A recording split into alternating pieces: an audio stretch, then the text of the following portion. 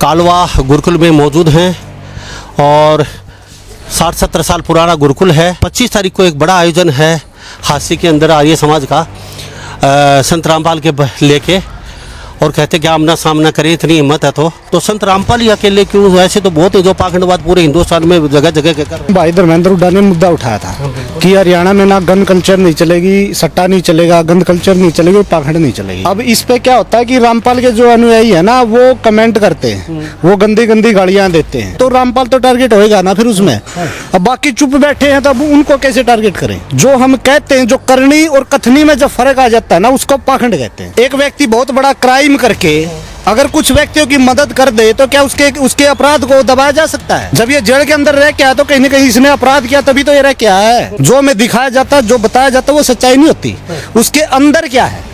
ये रामपाल जो ये कर रहा है ना, इसके पीछे का कारण क्या है? रामपाल और रामपाल के अनुयायियों को, आर्य समाज में वो जिसको भी चाहे ना उसको छाट ले, अगर वो उसको भी हरा देगा ना हम अपनी हार को स्वीकार कर लें। वो जो करप्ट था, भ्रष्ट था, गैंगस्टर था, वो सारे काम है उसके, वो करने लग रहा है। सरकार फिर ठोक देगी। भारत में पहली बार 3 की शक्ति के साथ टफेक्स 369 दे, उम्मीद से ज्यादा। नमस्कार, एक बार फिर दोबारा से स्वागत आपका।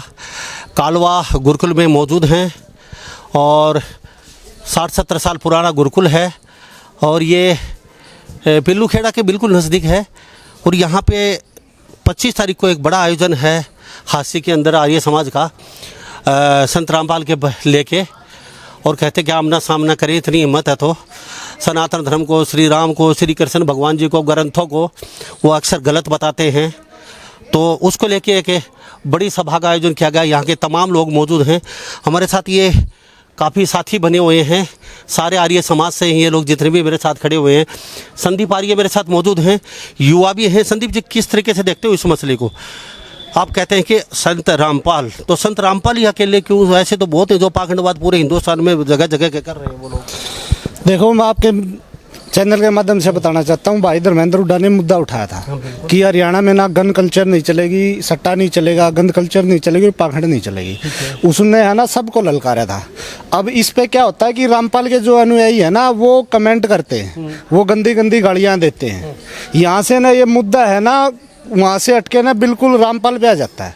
अब जैसे है ना हमारे यहाँ दंगल होता है, भाई मैंने कुश्ती लड़नी है, भाई कोई भी आओ, फिर वो जो उसके साथ हाथ मिलाएगा ना फिर वो मुद्दा तो उसी पे जाएगा ना। अब जब रामपाल के अनुयायियों ने ये कहा ना कि भाई उन्होंने गंदी गंदी गालियां दी हैं तो रामपाल तो टारगेट होएगा ना फिर उसमें। अब बाकी चुप बैठे हैं तो अब उनको कैसे टारगेट करें? तो संत रामपाल जी की और बाकी संतों की क्यों नहीं? चलो धर्मेंद्र हुड्डा ने मुद्दा उठाया सारा, तो कई मुद्दे और भी साथ में लपेटना चाहिए आर्य समाज को। देखो जी, मुद्दा है पाखंड, और प्रश्न यह कि वास्तविकता में पाखंड कहते किसे? जनता को ये तो पता भी पाखंड क्या है। देखो, जो पदार्थ जैसा उसको वैसा ही जानना, वैसा ही मानना और वैसा ही आचरण में लाना, ये सत्य है। इसके विरुद्ध जो कुछ है वो पाखंड है। जो हम कहते हैं, जो करनी और कथनी में जब फर्क आ जाता है ना उसको पाखंड कहते हैं। क्या लगता है आर्य समाज को कहले कि उन्होंने टच कर दिया, छेड़ दिया थोड़ा सा, तो इसलिए आर्य समाज कहीं नहीं मुखर हो गया, फिर दोबारा से उनका विरोध कर रहा है? नहीं, ये आर्य समाज का अकेले का वो नहीं प्रश्न नहीं है, यहाँ सभी का प्रश्न है। ये आर्य समाज है क्या है कि वो चुप नहीं बैठ सकता किसी बुराई के विरुद्ध, और इसीलिए ये कहते हैं कि आर्य समाज ही आ गया। अब मैं ये जनता से ये पूछना चाहता हूँ कि आर्य समाज को आप मानते क्या हो? क्या क्या जानते हो आप आर्य समाज के बारे में? आप किस व्यक्ति को ये मानोगे कि आर्य समाज ही है? मैं आपको बता देता हूँ, जो व्यक्ति अंधकार में डूबे व्यक्ति को जगाए, रोगी की चिकित्सा करे, पीड़ित को न्याय दिलाए और बेसहारा की मदद करे, उसको आर्य समाजी कहते हैं। ठीक है संदीप आर्य, लोग कहते हैं कि इतनी मदद की है, अभी जो बाढ़ के समय लोगों के घर दोबारा से हरे भरी कर दिए, खेती हरी भरी कर दी, और फिर उसको लेके क्या? अभी आप देखो, एक व्यक्ति बहुत बड़ा क्राइम करके अगर कुछ व्यक्तियों की मदद कर दे तो क्या उसके अपराध को दबाया जा सकता है? क्या उसके अपराध को अक्षमा किया जा सकता है? अब रामपाल 12 साल जेल में रह के आया है, ये किसने किया? सरकार ने किया ना। क्या सरकार किसी निर्दोष व्यक्ति को जेल के अंदर रख सकती है क्या? जब ये जेल के अंदर रह के आया तो कहीं ना कहीं इसने अपराध किया, तभी तो ये रह के आया है। लेकिन पर सरकार की बातचीत फिर दोबारा से मैं फिर वही प्रश्न दोहरा देता हूँ, पक्ष और विपक्ष के सारे नेता तो संत रामपाल जी के आश्रम में खड़े हैं, हाथ जोड़े। देखो जी, आप सुनो, सरकार है ना, सरकार क्या सिर्फ एक ही आइडियोलॉजी होती है। सरकार है ना अपनी वोट गिनती है, उसको सच और झूठ से कोई मतलब नहीं है, उसको है ना अपराध से और परोपकार से भी कोई मतलब नहीं है। अब सरकार क्या देखती है? सरकार भीड़ देखती है, ठीक है। अब आप सरकार पे आइए, अब सरकार के अंदर की मंशा क्या हो तो सरकार को ही पता है। अब सरकार ने इसको जमानत दी है, भाई जज ने दी है, तो कुछ न कुछ तो उनके भी दिमाग में है।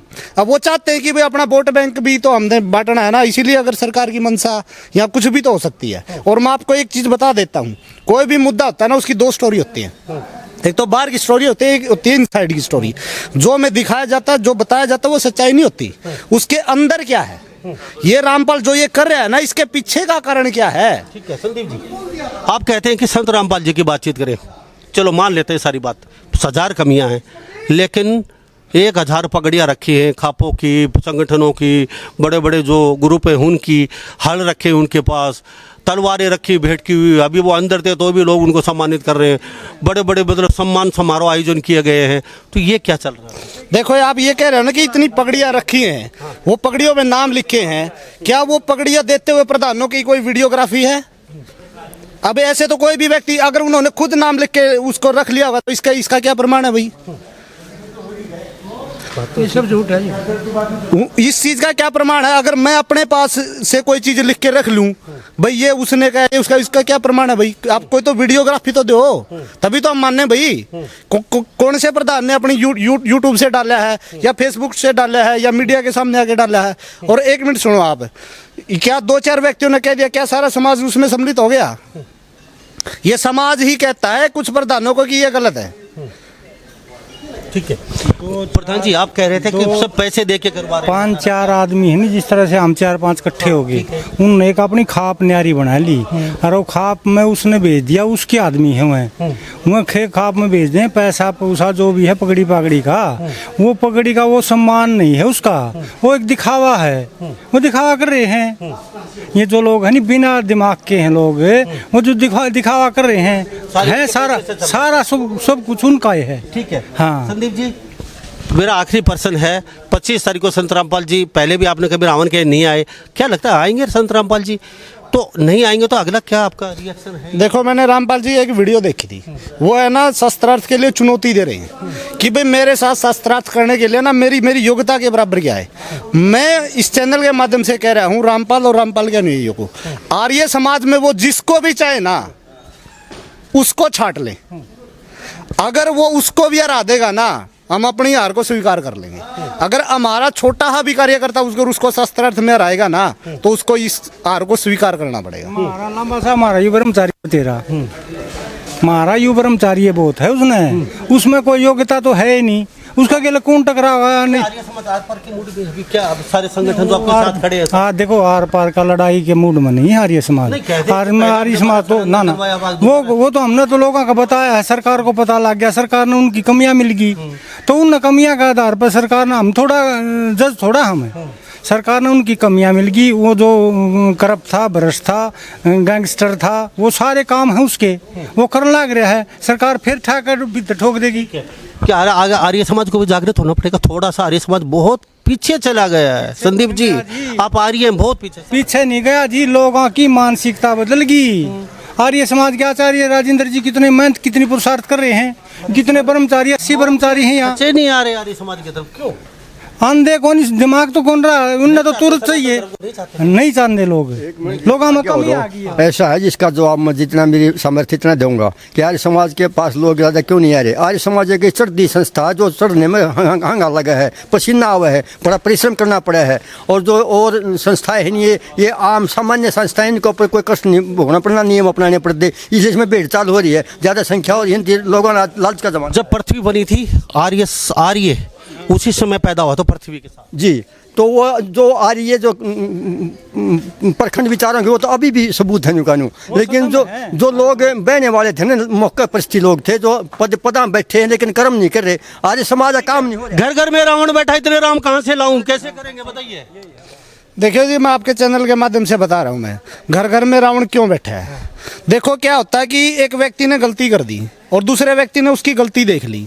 अब वो क्या देखते हैं कि आज इसने गलती करी और मैं इसका विरोध करूंगा तो कल ना गलती मैं भी करूंगा और फिर ये मेरा विरोध करेगा। देखो आप इसके रहना अपराध की जड़ में जाना पड़ेगा कि अपराध क्या है। देखो अपराध करने वाले को हम अपराधी मानते हैं ना, वास्तविकता में अपराध है ना चार स्तंभ पे आधारित होता है।